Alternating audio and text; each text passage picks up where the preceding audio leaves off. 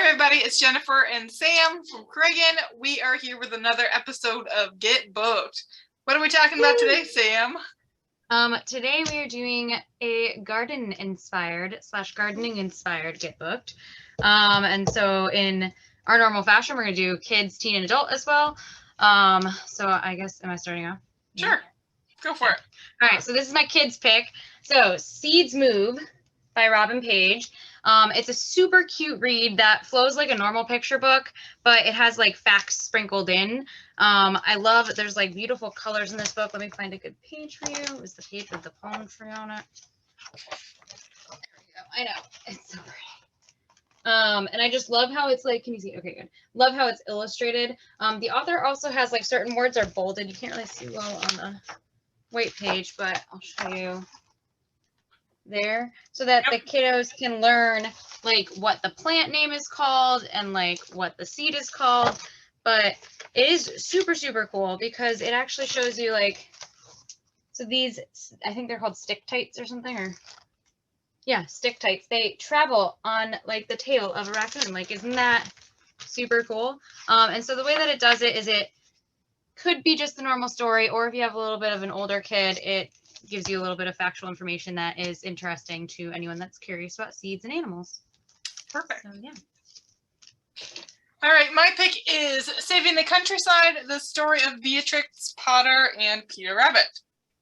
So the thing that I found fascinating about this book, so one, it has gorgeous illustrations. Two, I didn't know so much about Beatrix Potter. So when she was young, she loved the countryside, and when she became famous for her books and for Peter Rabbit, she decided to buy up the countryside.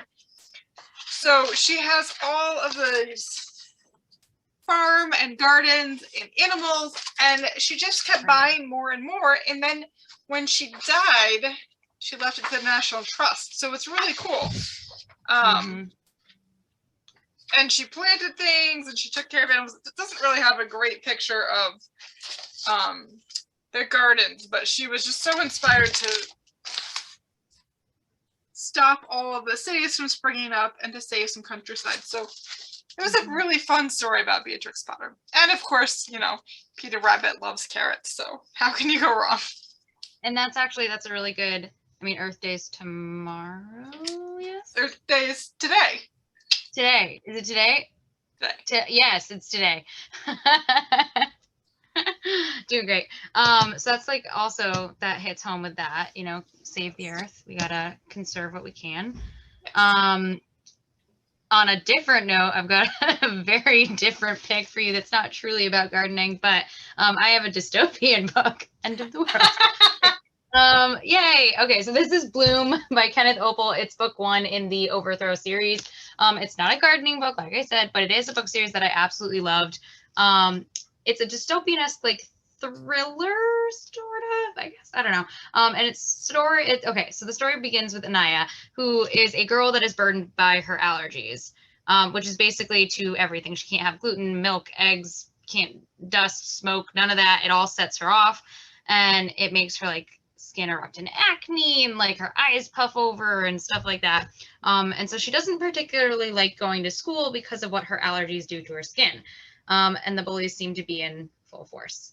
And then there's Petra, a girl who is allergic to water. And then there's Seth, who is this mysterious newcomer who is living with some foster parents. So basically, one day it starts raining, and Petra realizes that she is not allergic to this water, right? And all of these kids find that their allergies are disappearing. So the three don't know it now, but they are in for a wild adventure. So there's a mysterious vine that they call black grass that is starting to grow up in their yards, on their streets, and it's like overcoming everything that once was. And the three of them end up trying to figure out exactly what's going on with this invasive species. So there's a whole lot more, but if you're a fan of dystopian and sci-fi, this one is a great pick. And the dad is like, he works for like some kind of conservation, like garden situation. So there's some little cute, like storylines into like learning about different plants, like is listed, like because he's like the expert. Definitely really, really good. I blew through it. Nice. And it's part of a series? Yes. Cool. It's 2 or 3. I can't remember if it's 3. So my YA pick is This Poison Heart by Kalynn Bayron, who also wrote Cinderella is Dead. Mm-hmm. The cover is super pretty. And there is a sequel to this one. So the tagline, or like the main idea about this, is there is a walled garden, and behind the walled garden lies some of the deadliest plants on Earth. Ooh. And Bree and her family have inherited this house from her aunts. There's lots of secrets in these flowers and this garden and about the house. And Bree has a power where she can control plants. She can basically make them bloom. And her parents are sort of hoping that once they arrive at this house, she'll be able to spend some time trying to figure out her powers and control them and, you know, get better at that. Except all of the secrets might be threatening her and her family, so she has to figure out things fast. That sounds really good. I want to go to the. It's in England, right? There's a poison garden, right? Or the deadliest garden. Yeah, there's like it's got all the different plants that are extraordinary. Like it's called something specific, and now I want to look it up. But I'm gonna talk about a book first, and then maybe I'll find it before we end this. So my adult pick is a non-fic. So it's the Regenerative Garden by Stephanie Rose, and it's one of our new books in the adult section. It really caught my eye because the tagline is 80 practical projects for creating a self-sustaining garden ecosystem. And so self-sustaining is really what got me, because I definitely do not have the best green thumb. Like I am. No, neither. It's not me. And I feel really bad about it. I've tried so hard, and this is going to be the year. I'm telling you, this is the year. So it's got like a bunch of little projects that are like simple and easy for you to do to help your garden like grow in a kind of by itself, but in a healthy way too. So this is like a wicking bed here, and it actually shows you how to build one. And so this is like actually it'll self-water. Cool. This is like, all right. So it's called an herb spiral. All right. And what they actually do, I'm really pumped. It gives you your step-by-step instructions. Yes. Right. Whoa. But it also shows you where to plant everything in the spiral, depending on which way it's facing. Isn't that awesome? Smart. And then I got one more. Even something simple like this is creating like it's a screen, but it's also a trellis for vines to grow.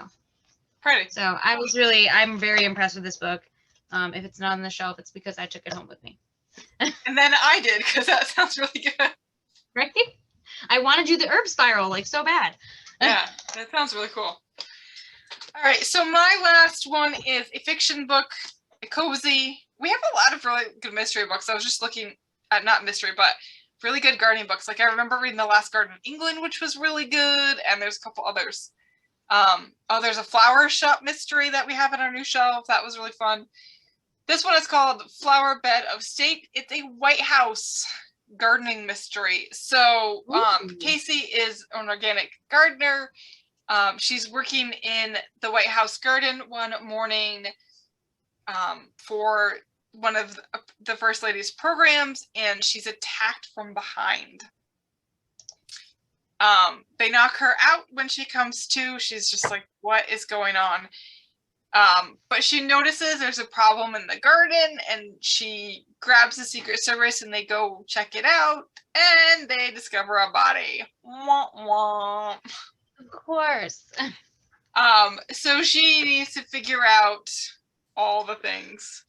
You can sort of see like there's some flowers that are not doing so well. This is the start of a series. I think it's finished. It's an older series, so it's finished. It was really fun to read. I liked it. I think there might be only 3 in it, but they were all really great. I liked them. Super cool. I found the poison garden. All right, what's the poison garden called? Okay. All right, so it's the Almwick Garden is the general overarching garden, and within the almond garden there's different types of gardens, and one of them is the poison garden, and the tagline is, "Do you dare to enter?" It's filled with exclusively around 100 toxic, intoxicating, and narcotic plants. The boundaries of the poison garden are kept behind black iron gates, only open to guided tours. Visitors are strictly prohibited from smelling, touching, or tasting any plants, although some people still occasionally faint from inhaling the toxic fumes while walking in the garden. I want to go so bad. That sounds so cool. And like, I'm going to share my screen real quick because I want you to see this picture of the gate. Hang on 2 seconds. Just because it's so cool. I love it. I'm obsessed with it. Let's see this one. Wait, that's it. Can you see it? Yeah. Oh my god. Isn't that cool? That's awesome. All right, I'm gonna start the share. Okay. That's really cool. So we're talking about traveling too, obviously. Of course, because you have to travel to see all the gardens. Yeah, I mean, it's so cool. That's the bucket list thing for me, I think. It sounds fun. We'll be back in a few days with the challenge for May, and it actually ties into our topic from today. So we will see you all soon. Oh, no. Yeah. The newsletter's out, everybody. May newsletter. Whoop whoop. So stop in the library and come get it. We got a really good programming lineup for you for May. And we are just, excited for the nicer weather and maybe to plant some things and stuff. Maybe I'll try my garden. I don't know. All right. We'll see you all in 2 weeks. Forget to get booked.